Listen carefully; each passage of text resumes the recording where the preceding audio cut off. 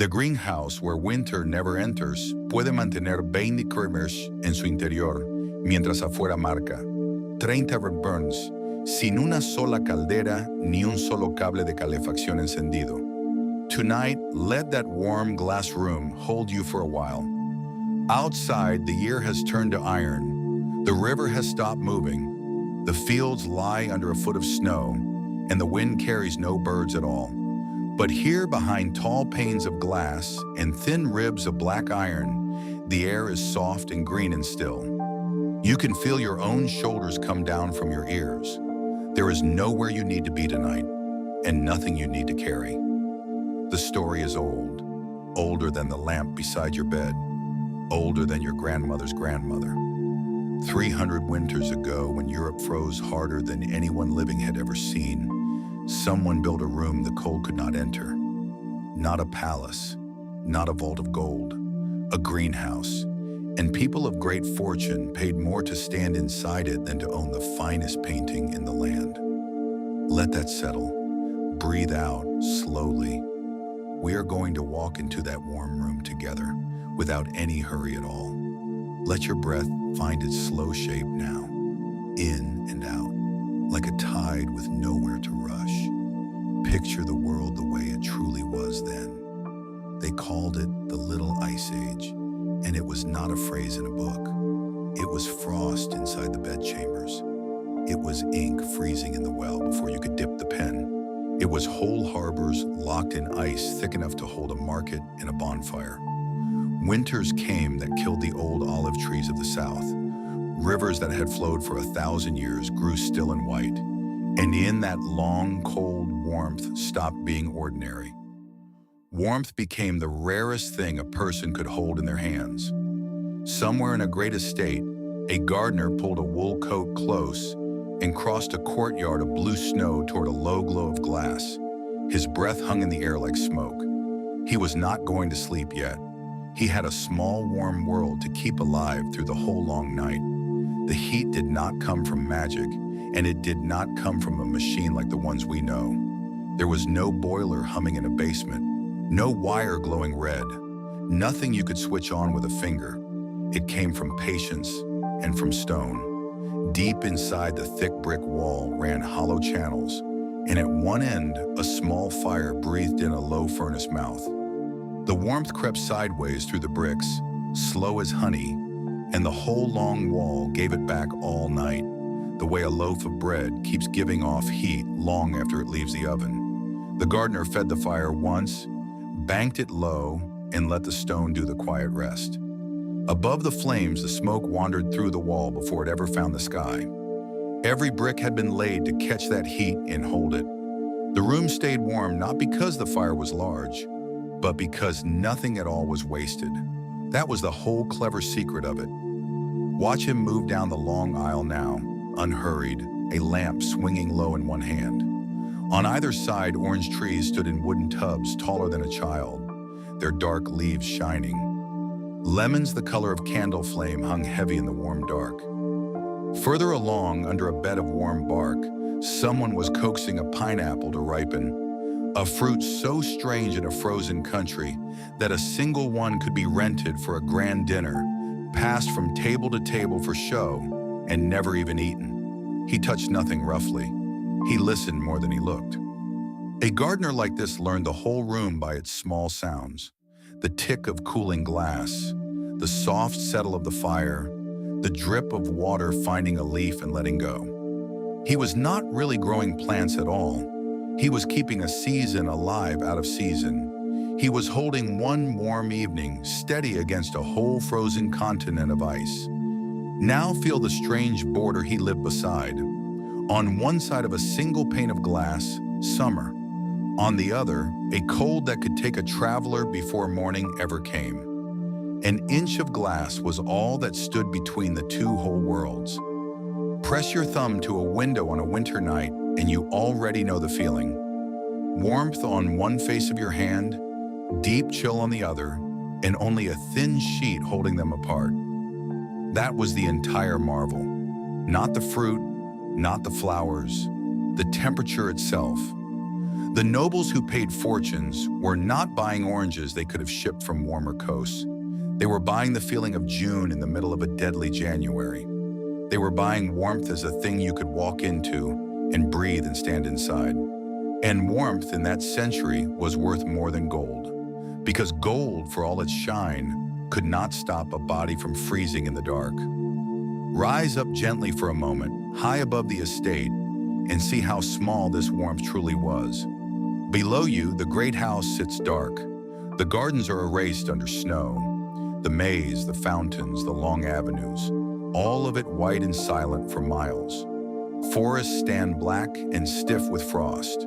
And in all that frozen country, one long roof of glass glows faintly gold, like a single coal left in a cold hearth.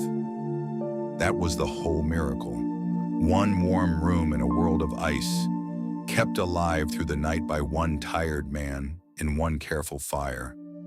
Kings could not command the winter to stop. No fortune could melt the river or call the sun back early. The most powerful people alive were as helpless before the cold as the poorest soul in the village. All any of them could do was build one small room, intend it well, and be grateful for it.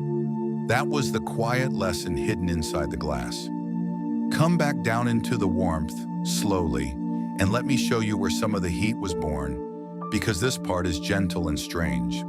Along the low beds lay a deep layer of oak bark, left over from the tanners, piled and wetted and left to quietly work. As it slowly rotted, it grew warm all on its own, the same soft heat you feel rising from a compost heap or a stack of damp hay in a barn. No flame, no fuel, just decay turning kindly toward life again. The gardener would sink his hand into it to test the warmth, the way you might test a child's bath before lifting them in. That patient heat rose up through the roots of the pineapples and kept them dreaming of tropics they had never seen and never would. Even here in the coldest winter anyone could remember, the world was quietly making warmth out of what it had thrown away.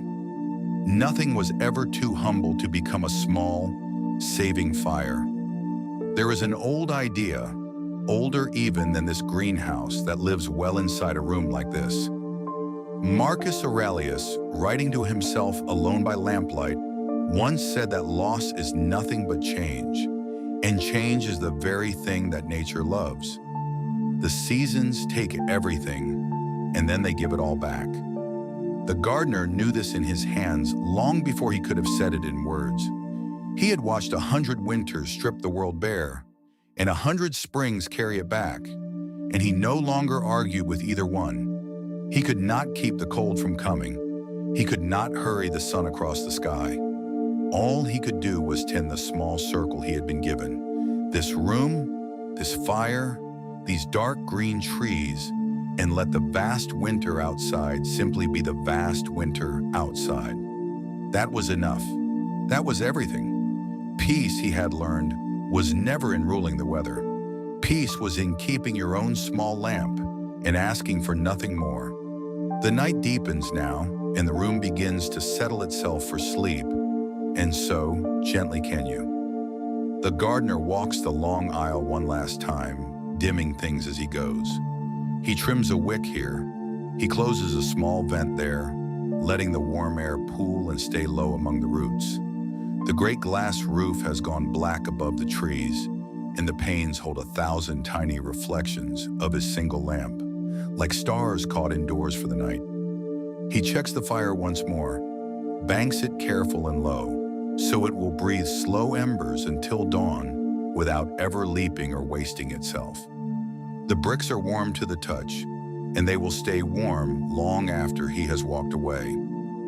There is a deep trust in this, building something well, and then letting it hold on its own. He does not need to watch it all night. He has done what was his to do. The rest now belongs to the patient stone. Outside, feathers of frost are spreading across the far side of the glass, branching like white ferns, silent and slow and harmless from in here.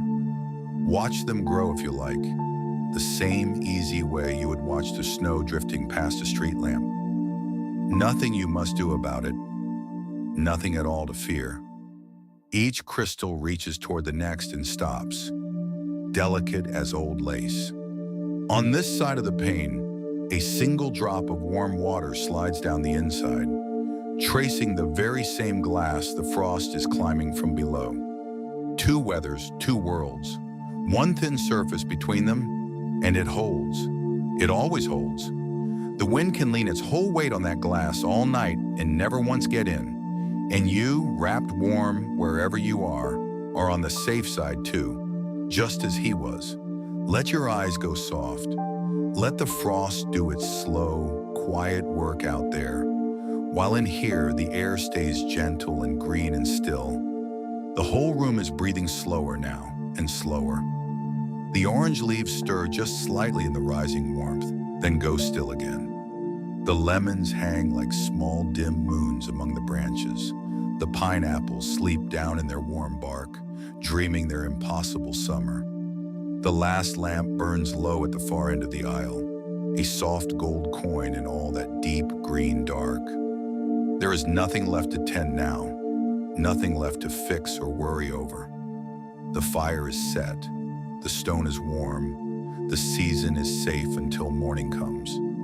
You can feel how good it is to reach the end of a day's work and simply stop, to lay the tools down and trust the warmth you made to carry the whole night for you. He could not command the winter, but he could tend one warm room and then let it be. The work is done. The room is warm. You are allowed to rest now, fully. Now let the room and the night begin softly to blur together. Feel the warmth around you the very way those nobles once paid a fortune to feel it, and remember quietly that you already have it. The thing they long for, the marvel worth more than gold, waits in your own walls tonight, humming so softly you had forgotten it was even there. That was the secret hidden in the glass all along. The rarest luxury in the world was never the orange, and never the flower. It was simply being warm while the winter raged, and knowing it and being glad of it. Most nights we forget to notice it all. Tonight you noticed. Let that small gladness settle over you like a wool blanket pulled up to the chin. The frost may spread all it likes. The wind may lean on the glass all night. But in here, in you, the season stays soft, and the warmth is yours, and it was always, always more than enough. The last lamp dims to a thread, then to a single warm ember, then to nothing at all. On one side of the glass, 30 below, in a howling white. On this side, a soft and steady warmth that never once let the winter in. The greenhouse holds, the season sleeps, and so, now can you. Good night.